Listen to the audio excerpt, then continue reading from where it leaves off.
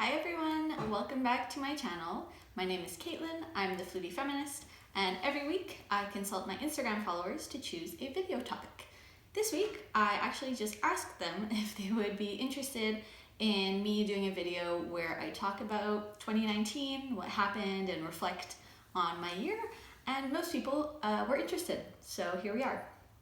Before I begin today's video, I just want to remind you that on my flute performance channel, which you can find the link to in the description box, I have some really fun Christmas flute duets that I put up last week, so please check them out. They're really fun to film with my friend Claire, and I think you'll enjoy them. So, 2019. I honestly consider this year to be the best year of my life. Best basically just meaning that really awesome things happened, as well as, some bad things happened, but I am just really proud of how I dealt with everything this year in my life, and I think I learned the most I've ever learned on the flute, and I did a lot of growth in my everyday life as well. So that's why I think this year was really, really a good one for me. And also, this is just going to be basically a recap of my year and some things that I've learned. This is in no way meant to make you feel bad if your year was different or worse, or if you just want this year to be over with and it was the worst year of your life. There's no judgment from me. I know the end of the year can be really tough for everyone for this reason, but I really just kind of want to document this year in one video and let you know what I was up to, especially since I only created this YouTube channel in the fall, so you might not know what I was doing the rest of the year. So so 2019 started out with me being sick. I had a chest cold, nothing major, but that wasn't fun. But the very first thing that I did this year, which I do every January 1st, and it is my favorite thing to do, is that I set my Goodreads reading challenge for the year. For those of you who don't know, Goodreads is an awesome website where you can look up books and track the books that you're reading. You can do a million things on it. Not sponsored, hopefully one day I will be. But I love that website so much, and I love setting a reading challenge for the year. This year I set it at 50, failing miserably. That's okay. Then very quickly I went back to school. I was halfway through a one-year graduate diploma, and so I just basically was starting to prepare my next recital. I, unfortunately, at the beginning of the year, also had to give back a bunny that I was fostering for the majority of 2018. Her name was Beatrice, and I loved her, but I was just fostering her. I didn't see that I'd be able to adopt her, and since I'd been fostering her for a while, the SPCA kind of wanted her back to see if she could be adopted permanently. So that was really, really sad. I'd never had a pet before in my life, and it was a tough couple of weeks after I gave her back. It was definitely a tough day. I don't want to cry, so we're gonna move on. I started in January the opera production at the school that I was at. Being in an opera was on my bucket list. I have done a lot of musicals in my life, and of course orchestra and chamber and all sorts of stuff, but I really wanted to perform in an orchestra for an opera, and thankfully I got the opportunity to do so at school. We did a Mozart opera, Così fan tutte. Crazy script, but it was fun to play. It was fun. Then a bit later on, actually the week of the opera production, I auditioned for a summer program, and actually it was my first audition that was live, that was not for a school-related ensemble.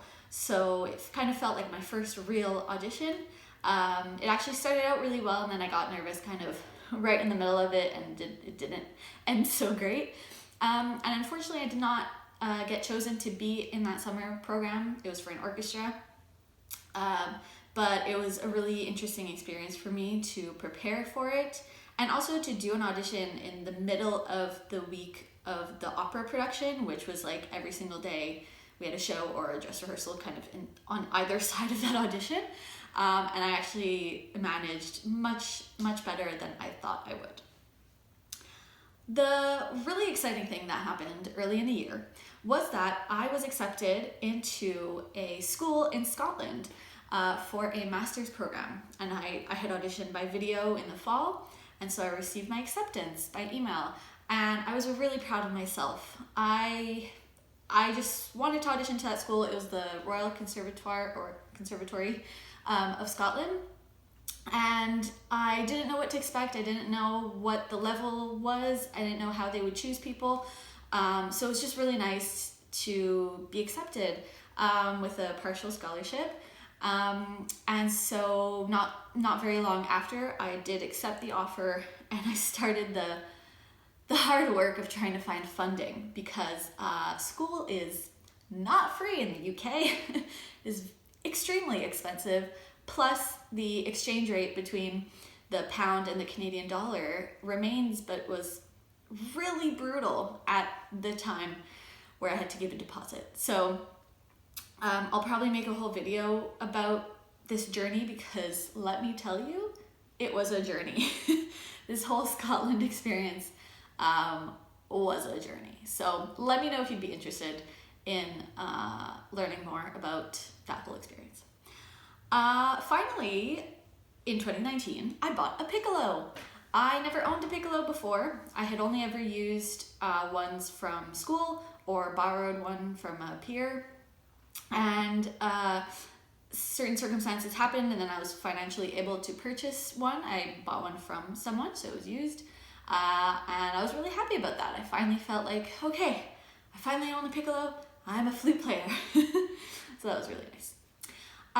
In that semester, in the winter semester, I kept learning, apart from my private teacher at school, from a doctorate student who's also a professional musician, and her name is Ariane Plisson. She's a wonderful flautist, and she was giving us group classes, and I took a couple of private lessons with her throughout my whole graduate diploma, and so I was learning a lot from her.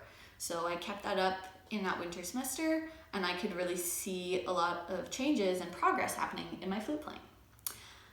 The one thing that I watched this year that I really want to mention in this video is the Fire Festival documentary. Oh my god.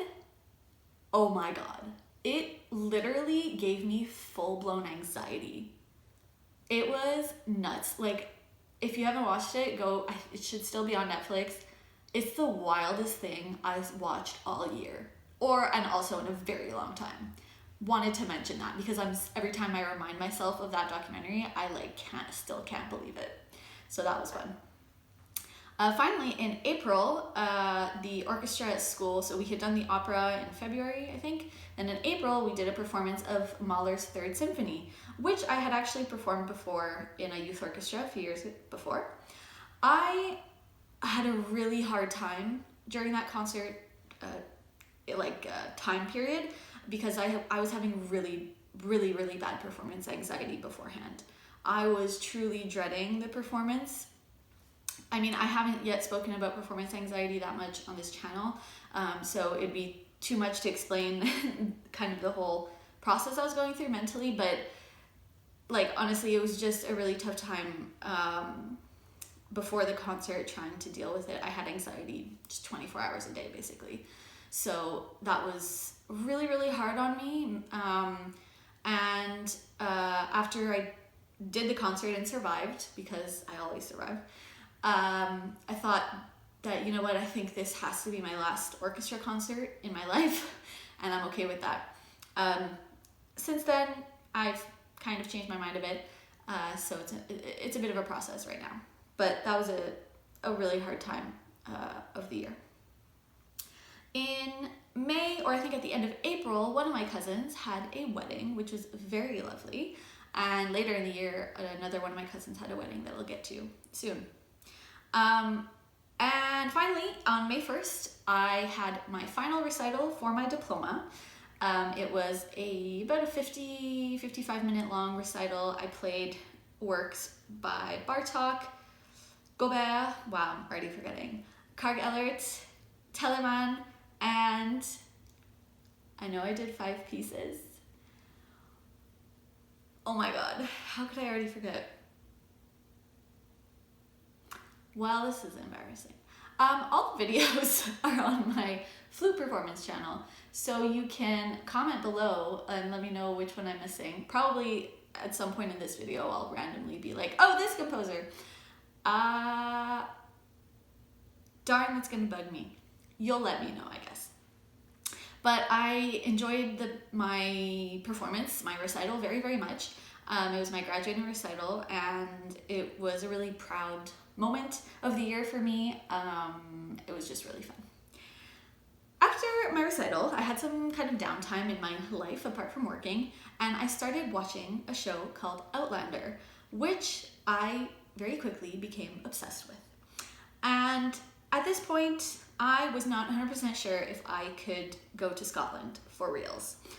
It was looking like financially it was just going to be just impossible, basically. And then, so I had kind of given up a bit. And what's funny is I started watching Outlander, and it takes place in Scotland. And I loved the show so much that I got so depressed at the thought of not going to Scotland that I was like, okay, I'm gonna renew my efforts, find new avenues. I'm gonna go into debt. It'll be fine. I just really want to go to Scotland. That wasn't the only reason why. Of course, it wasn't just because I started watching this show. But honestly, it really inspired me to just try the things I hadn't tried yet. And so that was just kind of an interesting, inspirational time of my life. At the end of May, I had a surgery on my nose. So I had a deviated septum for probably many years before now, and I figured it was really affecting my breathing, and I think it had an impact on my flute playing. So I had consulted an ENT, and she suggested that I get my deviated septum fixed, and so I did that at the end of May. It wasn't that bad. I had a panic attack when I woke up after the surgery. I'm not sure why, just full-blown panic. So they literally had to sedate me. Like, that was interesting, because I was just panicking. But the recovery was honestly fine. I didn't have pain basically a day after my surgery throughout the whole recovery. It was basically like I had a cold, but just with like a stuffy nose symptom and nothing else. So I was just recovering at home for a week. I didn't work, I didn't do much, had to take some pills, kept watching Outlander.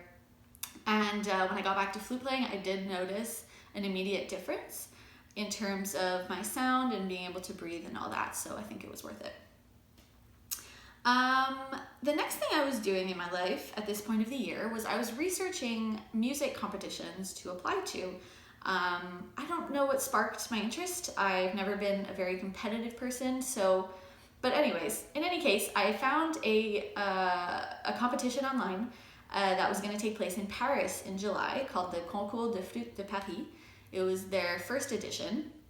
So I decided, the requirements for the video audition, the pre-audition, I guess, for the competition, the requirements were pieces that I had either just recently played. Nielsen! See? Told you it would happen. The other piece I played for my recital was the first movement of the Nielsen Concerto. How can I forget? I love that piece with all of my heart. Wow. You're seeing in real time how my brain works. That's how my brain works. It came to me because one of the pieces that you would have to play if you got selected for the competition was a Nielsen. Oh my god. Anyways, I applied to the competition kind of on a whim. It was only about I only had to play one piece, I think. I recorded it on my phone and I got selected. And that was really cool. It was my first time being, I guess, selected for an international competition. I've never been to Paris or Europe, actually. So I decided to do it and figure out how to get there at some point. So yes, now we are entering the part of the year that was the summer. And I think it was the most stressful part of this entire year. It was kind of like the middle third of the year. I had a lot going on basically, so I was trying to figure out Scotland, preparing for the Paris competition and all that involved.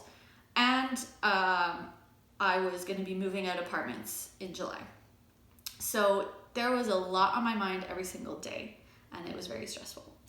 But on July 1st, I moved out of the apartment that I'd been in for 3 years with my good friend, and I just decided to sublet an apartment downtown for a month while I was still figuring out what was gonna happen for the rest of the year. The kind of theme of the summer was like, I have no idea where I'm gonna be and what I'm gonna be doing starting like August, September. So that was fun. But then in mid-July, I went to see Katya, the drag queen. She was doing a one-woman show and she came to Montreal, and I went to see it, and it was amazing and I loved it, and I'm so happy I went. And then 2 days later, I flew to Paris. I had an amazing time in Paris. Let me know if you want me to make a whole video about that, what I saw and what I did and stuff. But it was wonderful. I participated in the competition and I did not make it past basically the semifinals. So I didn't make it to finals, but that's okay. I was really happy with how I had prepared for the competition. And I met actually someone that I had met on Instagram. She was also doing the competition, and we met up there and we had a lovely time together, and I'm so happy that we met in person. So that was a huge highlight of my trip. When I got back from Paris to Montreal, a lot of things kind of conspired to make me finally decide that in the end I was not going to Scotland to do a master's. The financial burden I was about to launch into would basically affect the rest of my life. And for all sorts of reasons, I decided that it was not worth it. So that was a really painful decision. It's not one that I regret. It's just one that I'm sad I had to make. I just wish I could have gone, but I don't regret deciding not to, because I know that it was the right thing to do. So basically at this point, I was thinking to myself, all right, so what's next? I'm all of a sudden basically not going to be in school. I still don't have an apartment for like August or the rest of the year. I kind of want to find a new job because the one I'm at wasn't paying me much. I'm still there, but anyways. So it was kind of like a crisis time. But at the beginning of August, I moved to a friend's house a bit further away from my job. And something happened at that point to my friend, and it was just a really traumatic time. I won't talk about it here. It's not, it's a very personal thing, but it was a really very challenging couple of weeks for me, and I decided to move back to my parents' house in the suburbs. But when I was still at my friend's house, unfortunately I missed the Pride Parade, which I was really sad about, because I had gone last year and really enjoyed it. But I did catch most of the Drag Superstars show. So it was an outdoor live show of featuring a bunch of drag queens from RuPaul's Drag Race. So I saw some of my favorite people. I won't even bother to remember who it was at this point, because I can't remember things like that on the fly. But it was an amazing show, and I went to see it with my sister, so I'm really glad I saw that. Right after I moved back to my parents' house, my cousin, like I mentioned, a different cousin, had a wedding, or got married, and I actually played with someone else in their ceremony, and it was really lovely. So I'm very happy that I got a chance to have that experience. So I was still kind of figuring out, like, should I find basically a full-time job now? Like, what should I do? I decided to just keep working at the part-time job I was at, which I'm still at, but I had to commute very far every time to go to work. Anyways, finally in September I found an apartment and a new roommate starting in the month of October, so that was dealt with, and I was happy to kind of have that resolved.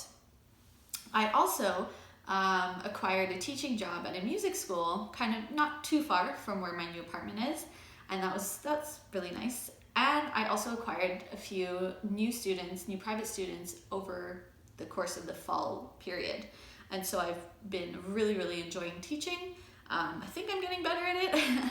It's been about 3.5 years now, and I'm really enjoying that.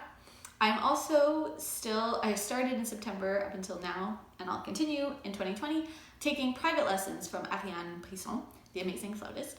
And every time I take a lesson with her, I feel like I sprout wings and I just fly higher than before, and it's just awesome and amazing, and I love her. I love working with her. I am learning so much, so I'm really grateful for that. In October, I think, or end of September, I created this YouTube channel that you are watching. I had a blog before that I ended, the summer was so tumultuous that I just didn't have mental energy to write on my blog anymore. And I realized, you know what, I think I'm going to stop that and create a YouTube channel, which I did. So it's been really fun. Unfortunately, very soon after, my great uncle on my mom's side passed away. That was a pretty tough time for me and for my mom's whole family.